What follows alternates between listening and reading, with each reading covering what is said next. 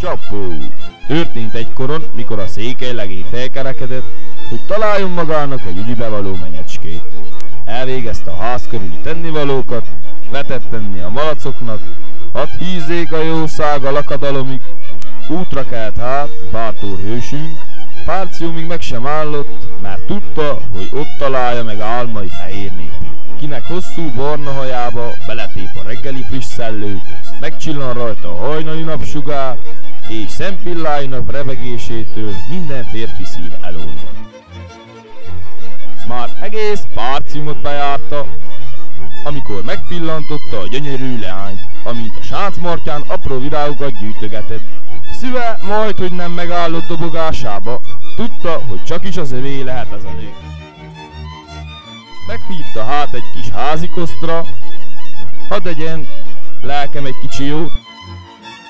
Elővette tarisznyájából a zöldhagymát, a régi hagymát, a fokhagymát és az elmaradhatatlan szalonnát.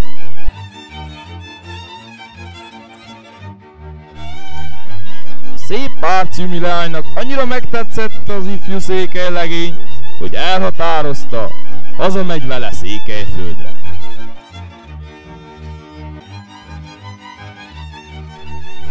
Hosszú utat tettek meg hazáig, de nem bánták, mert szíves fogadtatásban volt részük. A legénynek szülei úgy szerették eme csodás fehér népet, mint saját lányukat.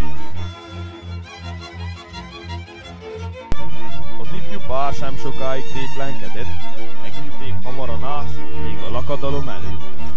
Végre jártak előbb Szénás hídba, másodjára régen tapasztott búbos kemence patkáján bújtak esze, azután vissza. Harmadszorra a tiszta szobát is felavatták, ne porosodjon ott a sok dunyha, mint hiába, a libatollak szálltak, és eredménye lett az eltöltött éjszakán.